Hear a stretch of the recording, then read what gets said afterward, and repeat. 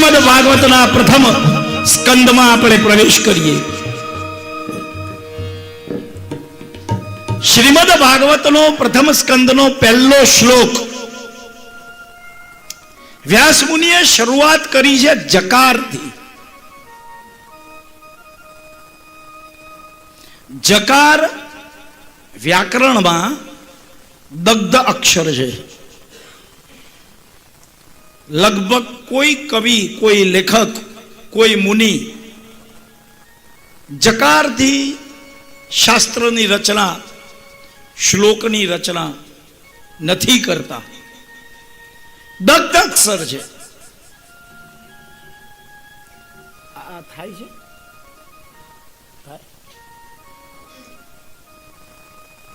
જકાર દગ્ધ, જેના મનમાં શાંતિ નથી, જેનું મન દગ્ધ છે, બળેલું છે,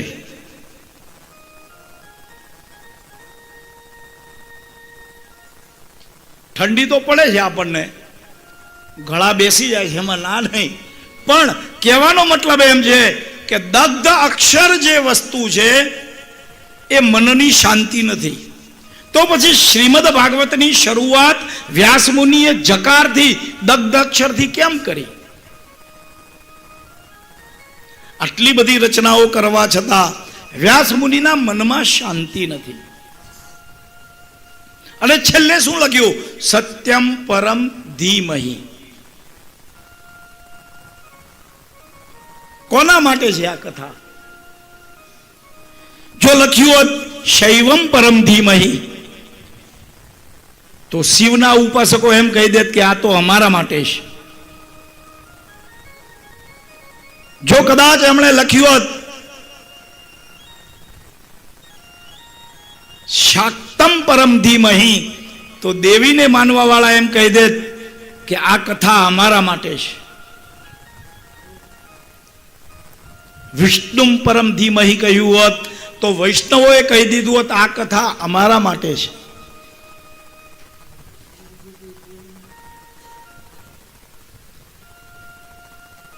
દરેક સંપ્રદાયના વ્યક્તિઓએ આના ઉપર હક કર્યો હોત. ભગવાનની જે રચના છે વ્યાસ મુનિની, એમને લખ્યું છે પ્રારંભમાં સત્યમ પરમ ધીમહિ, જે સત્ય છે એના માટે આ કથા છે. સત્ય કોણ છે? પરમ સત્યની શોધમાં આપણે બધાએ હરિદ્વાર સુધી આવ્યા છે. તો સત્યની શોધ કરવી કઈ રીતે? આ પ્રથમ શ્લોકમાં 10 લક્ષણ બતાડ્યા છે વ્યાસ મુનિએ.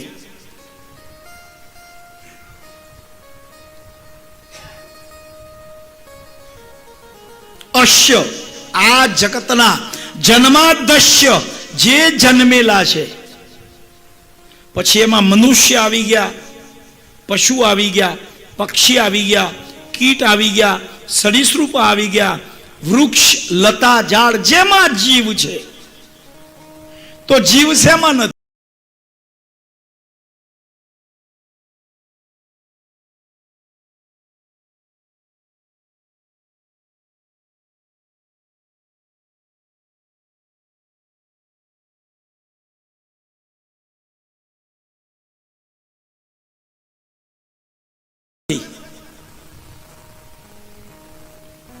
શાકમાં એ જીવ છે, હે ને? શાકમાં જીવ છે, દૂધમાં જીવ છે. ગાય અને દોહીએ અને દૂધ આવે તો એ દૂધ જામી જાય છે, દહીં બને છે. તમે એને ઓલા શું કહેવાય, માઇક્રોસ્કોપથી જોયું હોય તો એમાં બેક્ટેરિયા જ હોય છે, એમાં જીવ છે. તો એ આપણે ખાઈએ છીએ ને.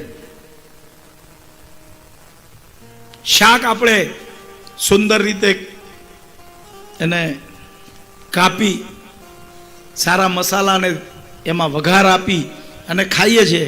જો જીવ છે તો ન ખવાય.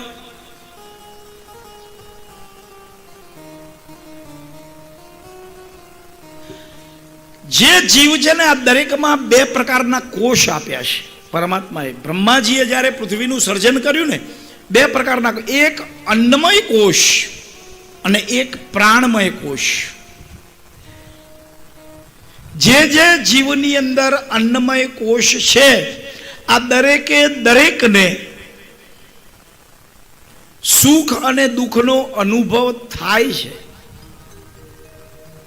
મારા તમારામાં, પશુઓમાં, પક્ષીઓમાં, વૃક્ષમાં અન્નમય કોષ છે, અને જેનામાં પ્રાણમય કોષ છે. એ બધા જીવતા તો છે, પણ અન્નમય કોષ જે છે એ અનુભવ કરી શકે છે. પ્રાણમય કોષ છે એ પ્રતિક્રિયા કરી શકે છે. સારું થાય તો આપણે બધા હસીએ કે નહીં? દુઃખ થાય તો આપણે બધા રડીએ છીએ. એમ ઝાડવા પણ, મારા ગુરુદેવ બજરંગદાસ બાપાનું એક વિદાયનું ભજન હતું, એ તમે ચાલી હાલ્યા મૂકી અમને, અને એની અંદર એ કલાકારે લખ્યું છે કે રોવે છે ઝાડવા,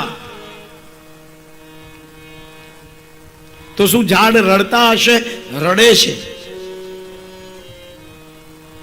પણ આપણે એની ભાષા, એની લાગણી આપણે સમજી શકતા નથી. પશુઓ અને પક્ષીઓ પણ રડે છે, એ પણ હાસ્ય કરે છે.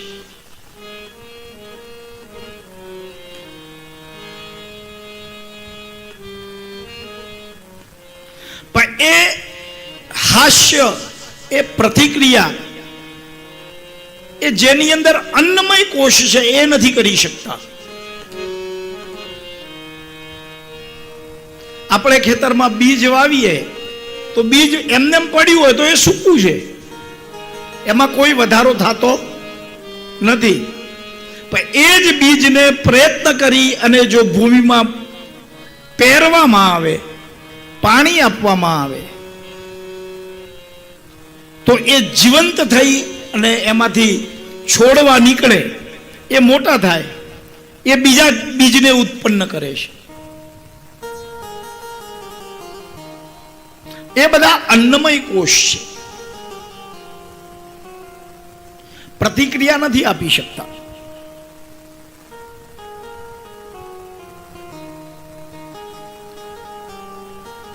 તો આ બધી જ વસ્તુઓ જે ભગવાને આપણને બનાવી છે, એની અંદર 10 પ્રકારના જે લક્ષણો આપેલા છે ને, એ 10 લક્ષણો જો આપણામાં હોય તો આપણે મનુષ્ય કેવડાવવાના લાયક છીએ. સૌથી પહેલા કયા 10 લક્ષણોમાં સૌથી પહેલું લક્ષણ બતાડ્યું છે? હવે 10 આજે નહીં બતા, આજે બતાડી દઉં તો પાછા કાલે આનાથી અડધા થઈ જાય. એટલે રોજના 2 લક્ષણો આપણે બતાડીશું, અને બીજા દિવસે પૂછીશું કે કાલનું કોને યાદ છે. કાલે આપણે કથાને ક્યાં વિરામ આપ્યો તો કોને યાદ છે? જય હો. બતાવો. એક વ્યક્તિ તો બતાવો, કાલે આપણે કથાને વિરામ ક્યાં આપ્યો તો? હે ને? એનો મતલબ છે કથામાં આપણે આવ્યા છીએ, શરીર આવ્યું છે, મન નથી આવ્યું. જય હો. ક્યાં વિરામ આપ્યો તો એ આપણને ખબર નથી.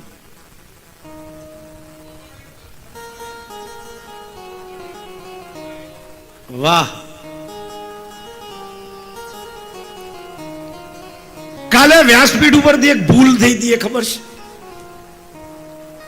જુઓ, ભૂલ સ્વીકારવી ને એ પણ દક્ષ લક્ષણની અંદરનો એક ગુણ છે.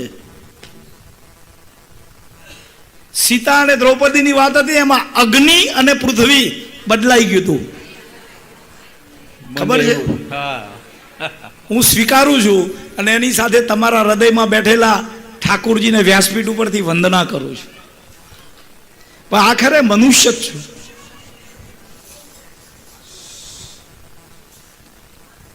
દસ લક્ષણમાં સૌથી પહેલું લક્ષણ છે ક્ષમા. એટલે તમે બધા મને ક્ષમા કરશો. સૌથી પહેલું લક્ષણ છે ક્ષમા.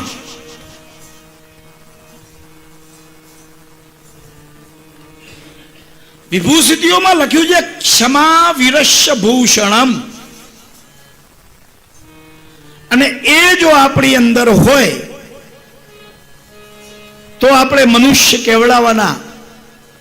વીર એટલે કોણ? મનુષ્ય. તો આપણે એ કહેવડાવવાના લાયક છીએ. બીજું લક્ષણ છે દયા. રોજના 2 જ બતાવવામાં આવશે, અને ન બતાવાય તો પૂછવાની છૂટ. આ ભૂલી જવાય ભાઈ. હે, બીજું લક્ષણ છે દયા. દયા એટલે શું? કોઈક માગવા વાળો આવે ને આપણે એને આપીએ, એને દયા કહેવાય? દયા છે જ, ખોટું નથી. આપવું, કોઈને મદદ કરવી એ ખોટું નથી. દયા છે, પણ દયા એટલે શું? આપી દીધું એ દયા? યોગ્યતા સિવાય દાન પણ ન આપવું એ આપણા શાસ્ત્રો કહે છે.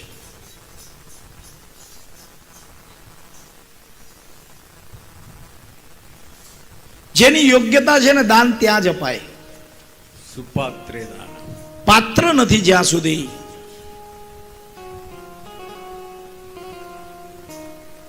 કુપાત્રને દાન આપવાથી શું થાય?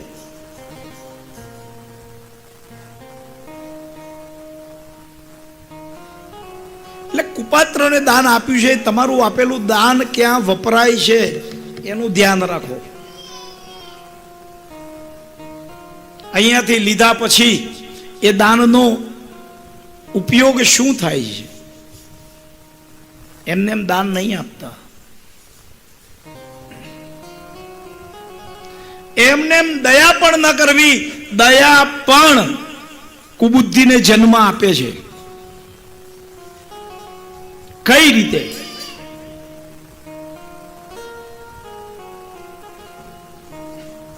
એક વ્યક્તિ અનાહત કોઈના ઉપર અત્યાચાર કરી રહ્યો છે, આપણે જોઈએ છે, ખબર છે કે આ અનાહત અત્યાચાર છે, જે ભોગવે છે એની કોઈ ભૂલ નથી, છતાં પણ આપણી કોઈ હિંમત થતી નથી એ અનાહત અત્યાચાર કરનાર વ્યક્તિને કંઈક કહેવાની.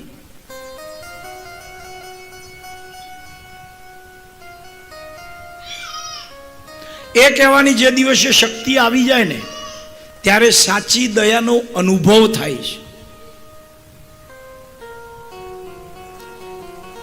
કોઈકને આપણે આપી દીધું ને એને જીવાડી દીધું, 1 દિવસનું આપ્યું, 2 દિવસનું આપ્યું, કદાચ ભગવાને આપણને આપ્યું હોય તો વર્ષનું એને આપી દઈએ, પછી એના આગળ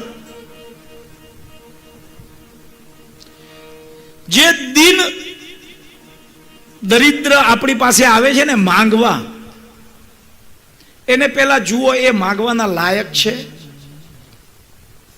શરીરથી દિવ્યાંગજન હોય, આંખેથી અંધ હોય, શરીરથી પાંગળો હોય, ન શક્તિવાળો હોય, તો એને આપો.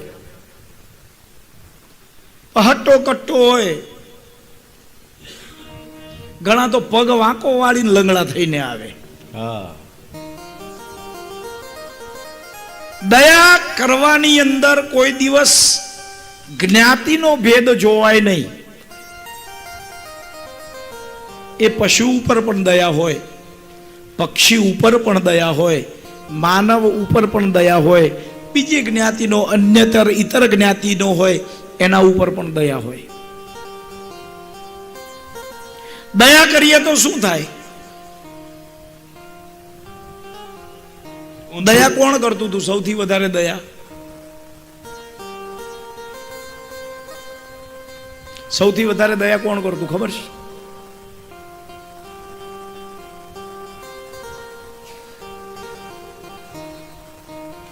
રામની દયા હતી. એના રાજ્યમાં કોઈ દુખી નહોતું, એટલા માટે કહેવાતું રામ રાજ્ય. પણ રામ રાજ્ય ક્યારે આવે? મારા ને તમારા ઘરમાં રામ રાજ્ય આવે ક્યારે? તો મારા જ પ્રશ્નો પૂછવા આવ્યા છે કે કથા કરવા આવ્યા છે? તમે પૂછશો તો મજા આવશે.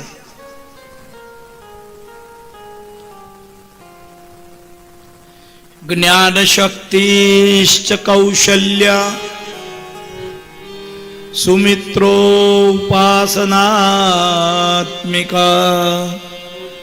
ક્રિયા શક્તિશ્ચ કૈકેયી વેદો નશરથો નૃપ.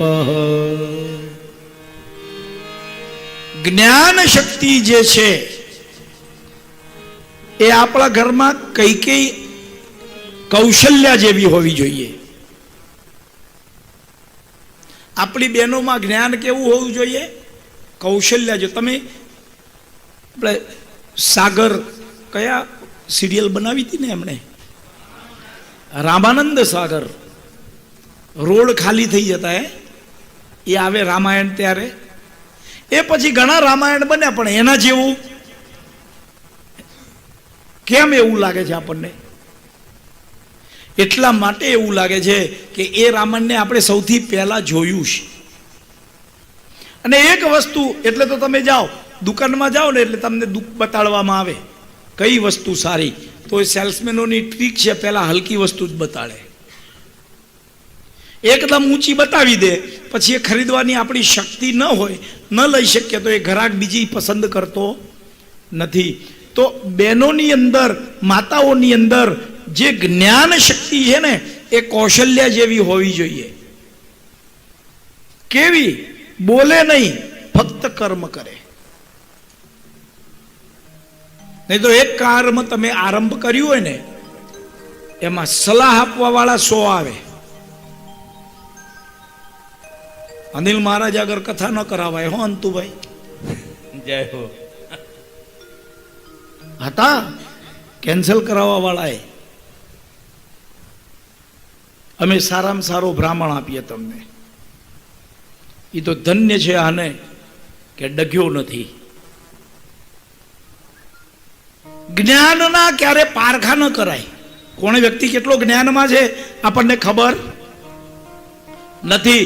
એમ બહેનોની પાસે હોય ને તો સલાહ આપવાના બદલામાં સહકાર કરાય દેરાની જેઠાણીને.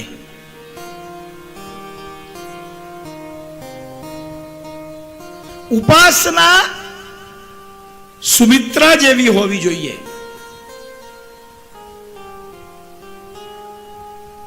આખા રામાયણમાં ઓછામાં ઓછું પાત્ર હોય તો સુમિત્રાનું છે.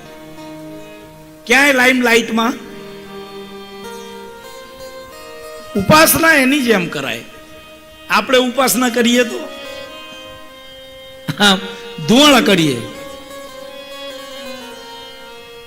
ઉપાસના એની.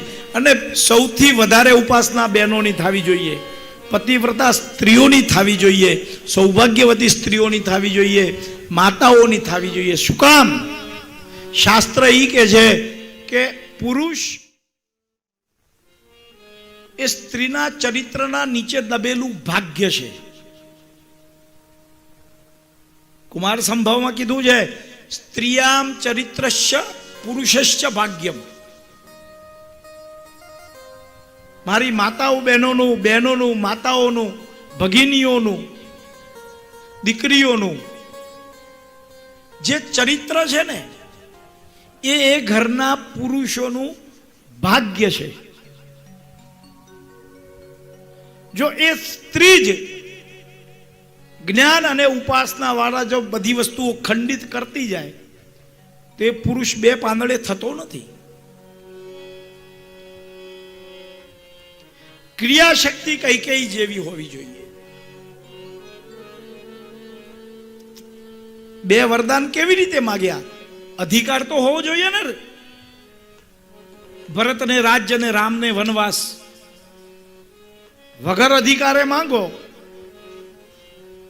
તો દશરથ આપે એવા હતા નહીં. ક્રિયાશક્તિ છે. જ્યારે યુદ્ધમાં લડતા હતા ત્યારે રથનું પૈડું નીકળી ગયું એટલે એમાં એને ક્રિયા કરી છે, એને પોતાની પરવા કર્યા વગર રથના પૈડાને રોક્યું છે, એટલે 2 વરદાન માંગવાનો એને અધિકાર મળ્યો છે. અને પુરુષ કેવો હોવો જોઈએ? તો શાસ્ત્ર આપણું કહે છે કે વેદો દશરથો નૃપો. પુરુષ વેદ જેવો હોય. કેવો? દરેક વસ્તુ એમાં ભર્યું પડ્યું છે, અને છતાં પણ આપણને ખબર નથી. ન ખબર હોય એવી દરેક વસ્તુઓને ક્યારે બડબડ ક્યાંય કરવી નહીં. પુરુષો ભેગા થાય ને એટલે એક્સાઇટમેન્ટની અંદર પોતાનું જે જ્ઞાન છે એ આપી દેતા હોય છે, અને એ જ્ઞાન દ્વારા સાંભળનારો તો આગળ નીકળી જાય, જેને કીધું હોય ત્યાં જ હોય. બને ત્યાં સુધી વગર પૂછે કોઈ દિવસ આ બધી જ વસ્તુઓ આપવી નહીં.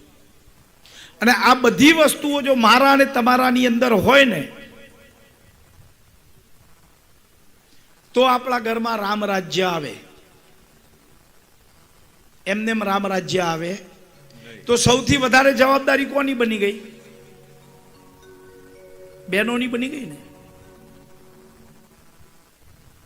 કોઈ પણ ભક્તિમાં જોજો, કોઈ કથામાં જોજો, કોઈ જગ્યાએ સત્સંગમાં જોજો, બહેનોની જ ઉપસ્થિતિ વધારે હોય છે.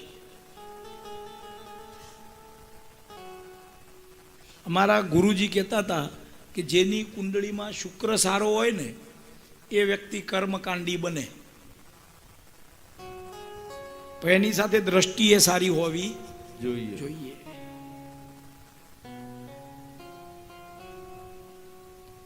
દરેક સ્ત્રીમાં જો માં અને દીકરી દેખાતી હોય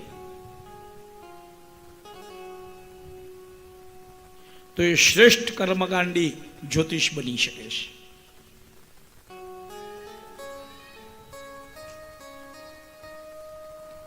પણ એ બહેનોની 3 પ્રકારની શક્તિ કેવી રીતે બની જાય? જુઓ, બધા જ વ્રત છે એ બહેનોને આવે ને કરવાના. કરવા ચોથથી શરૂઆત કરો, પછી ગોરમાનું વ્રત, જયા પાર્વતીનું વ્રત, નવરાત્રિના ઉપવાસ કરે, કેટલા કેટલા વ્રત હોય.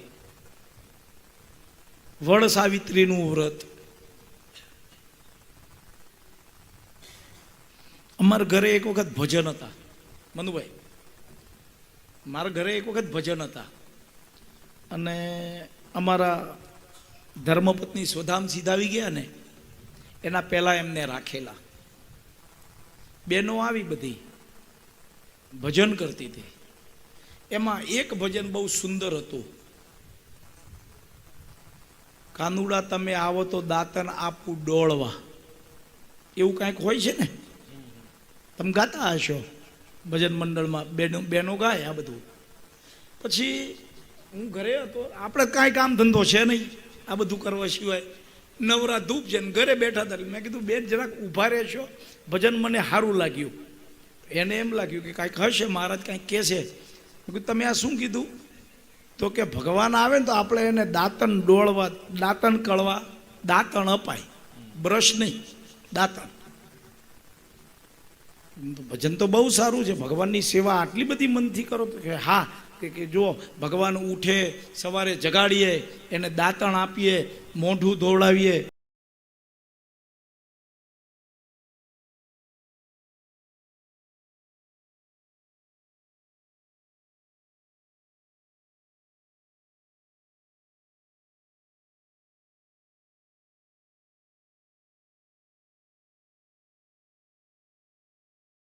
કેવું સારું લાગે. હું તો ઘરવાળાને કોઈ દી ટૂથપેસ્ટ લગાડીને દીધી છે.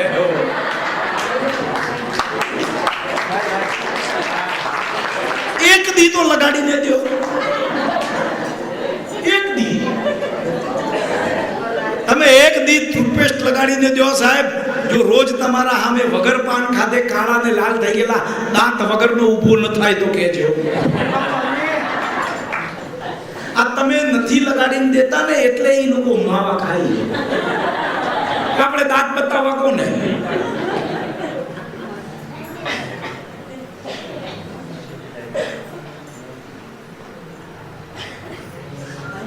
સેવા કરો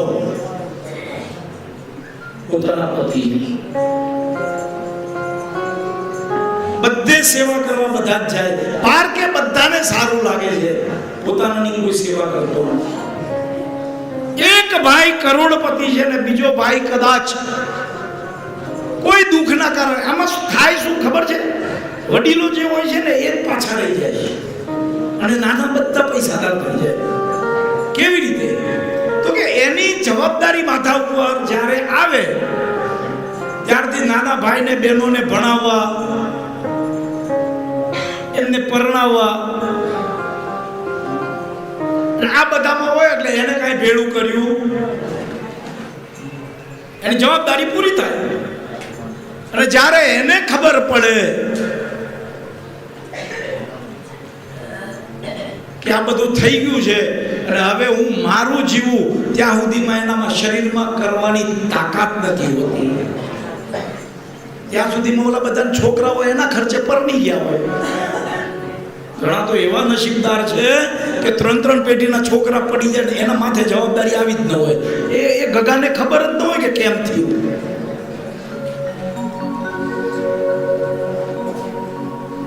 દાન વ્રત પોહોમો જોપ સ્વાધ્યાયાન સંયમે શ્રેયો બા વિવિધૈશ્ચાન્ય કૃષ્ણ ભક્તિ સાંજતે.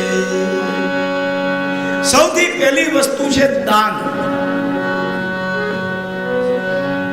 તમારા પતિ અથવા તો ઘરમાં દીકરો કમાતો હોય, પતિ કમાતો હોય, સસરા કમાતો, એનીવન જે પણ કમાતું હોય, સ્વયં પોતે પણ કમાતા હોય બેન, એવું કાંઈ નથી. અત્યારે તો નોકરીઓ કરે છે.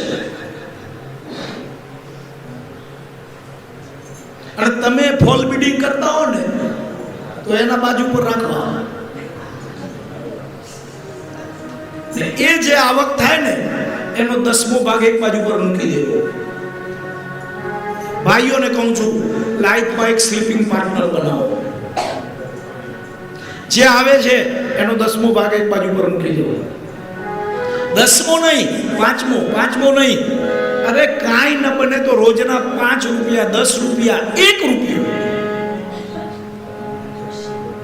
ક્યારેક તો ભેગા થઈને વટવૃક્ષ બનશે ને.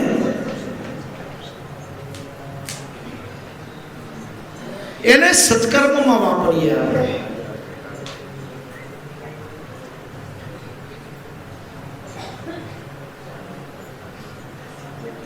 નારદ મુનિએ 4થા શ્લોકમાં કીધું ને, શાલગો બુદ્ધિદાયી.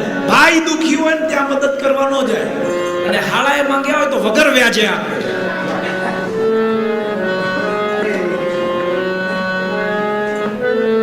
ના, પહેલી મદદ ભાઈને છે. ગરુડ પુરાણ સાંભળ્યું હશે તો એમાં ઉલ્લેખ છે, માતા પિતા જીવતા હોય ત્યાં સુધી એની ઈચ્છાથી જો આપણે દાન કર્યું હોય તો 10 ગણું પુણ્ય ફળ પ્રાપ્ત થાય. એના મૃત્યુ પછી જો આપણે દાન કર્યું હોય તો 1000 ગણું પુણ્ય ફળ પ્રાપ્ત થાય. એના કહેવાથી જો દાન કર્યું હોય, આપણા મનથી નહીં, એના કહેવાથી, તો 100 ગણું પુણ્ય ફળ પ્રાપ્ત થાય. બેનના કહેવાથી દાન કર્યું હોય તો 10,000 ગણું પુણ્ય ફળ પ્રાપ્ત થાય. પણ ભાઈના કહેવાથી જો દાન કર્યું હોય ને સાહેબ, તો 1,00,000 ગણું પ્રાપ્ત થાય છે. એ ભાઈઓનું આપણે નથી માનતા. જય હો. એક ભાઈને સત્કર્મ કરવું છે. આ કોઈ પર્સનલી ન લેતા હું ભાઈ, આ જે છે એ હું કહી રહ્યો છું. અને જો વ્યાસપીઠ ઉપર સત્ય બોલવાની શક્તિ ન હોય અને ભૂલને સ્વીકારવાની શક્તિ ન હોય ને તો આના ઉપર બેસાય નહીં.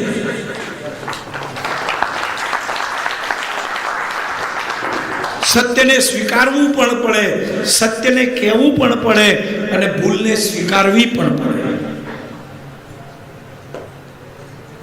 બને ત્યાં સુધી તમે તમારા, આપણા ઇંગ્લિશમાં કે ધેટ બ્લડ રિલેશન્સ, એને મદદ કરો. ભાગવત શું શીખવાડે છે આપણને? સૌથી પહેલા શ્લોકમાં શું બોલે? જન્માંતસ્ય. કોણ ક્યાં જન્મ લીધો છે તમને ને મને ખબર. કાળે કરીને આપણે એક જ માના પેટ ભેળા આવ્યા છે એટલે કાંઈક તો લેણા દેણી હશે ને. એને ભૂલી જઈએ છીએ અને બીજાની માના પેટ જન્મ્યો હોય એને મદદ કરવા જઈએ છીએ. કારણ ત્યાં આપણને નામ મળે છે, અહીંયા નામ નથી મળતું. પણ નામ છે એનો તો નાશ છે.